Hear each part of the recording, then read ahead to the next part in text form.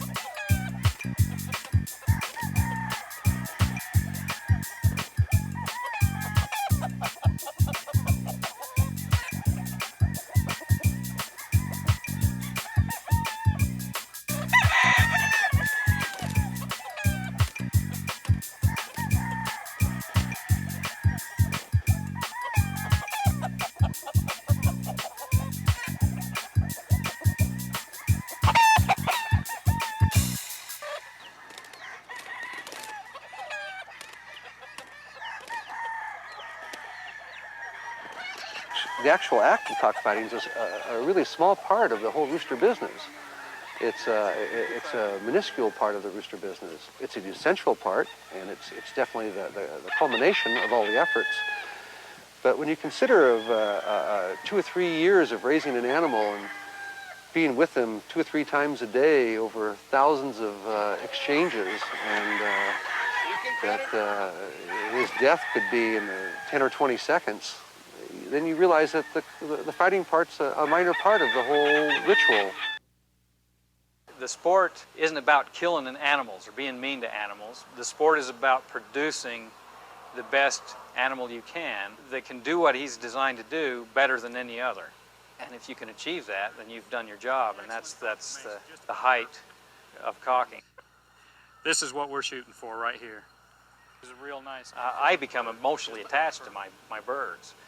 If I were to lose one, you know, it's a bad thing. And so I definitely want to do everything I can to produce a winner. A cocker will spend 365 days a year taking care of his birds. He cannot be a drunk. A drunk can't do that. He cannot be a drug addict. A drug addict can't do that. And he has to be disciplined. He has to be able to create finance and have a job and be responsible, because you can't feed chickens without money. It takes a lot of time, a lot of effort, and some pretty good political skills, because you have to deal with your family while you're doing all this and explain why part of your wife's shopping cart is going into the chickens. It's the competition. I love competition. I like competition of any sport. It's not the money you're going to make, because you're not going to make any money with, with fighting roosters. It's just the competition and the respect you get. And the main thing, we love the birds or we wouldn't have them. We love them. We get attached to them. I talk to them like I do my children. A lot of people, they have misconceptions about cockfighting until they go to it. You know, they think it's gory, it's bloody. It's completely different than what they thought. And they think it's illegal everywhere. They think it's illegal. You can talk to people from Louisiana. They think it's illegal here.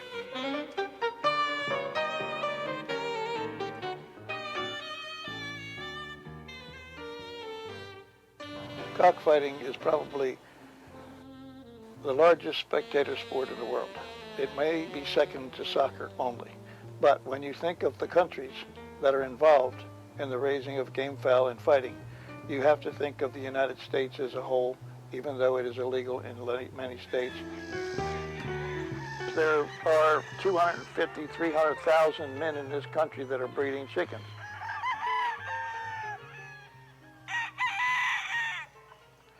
There are probably 500 strains or different breeds.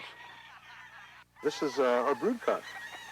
This is the father of most all the roosters on the yard.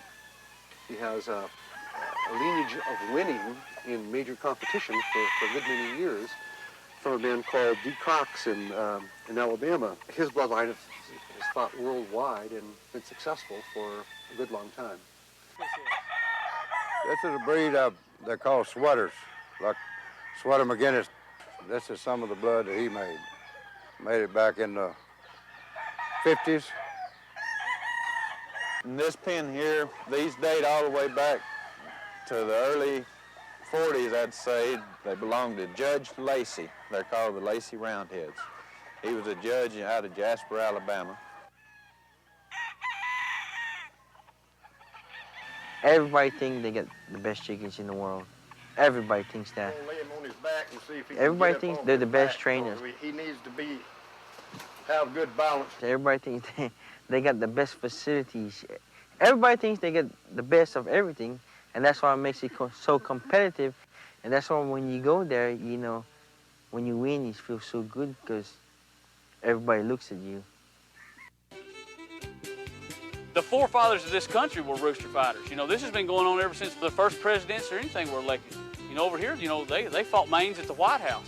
Basically, all of the fowl came from England and Ireland, and some of the feeders from England and Ireland, some of the breeders from England and Ireland came over.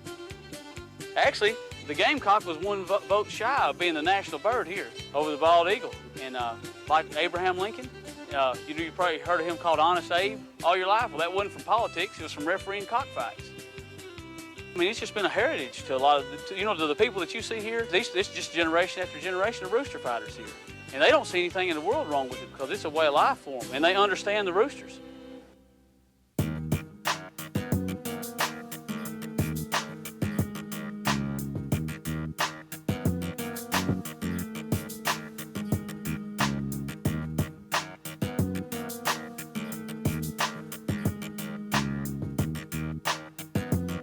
We really don't have anything to do with these fowl fighting.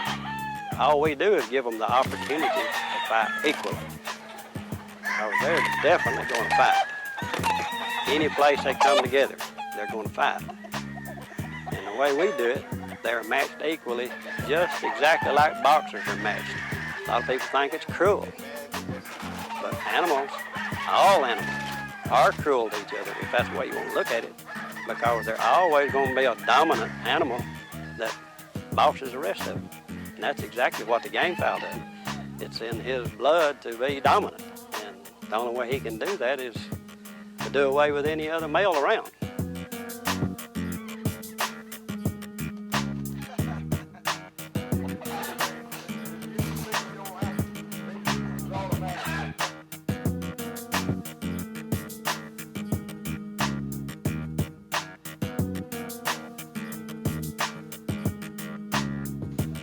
I love this sport, man. Good sport.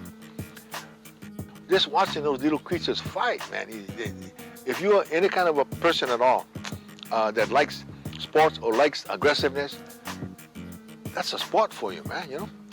And I bet you, I'll venture to say that a lot of kids, the young people that are fighting today, are in the game today because of that fact.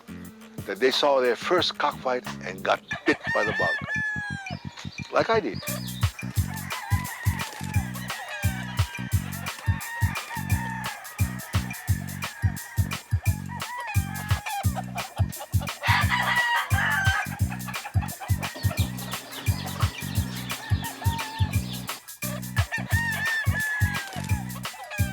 Yeah.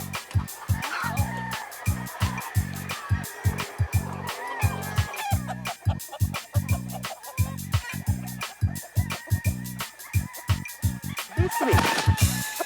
Be sweet now. Be sweet.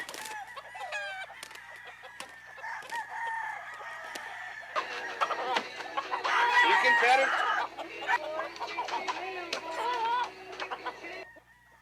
He was our third win in Sunset last year. We went 8 straight. He wasn't touched. He just awesome, Rooster.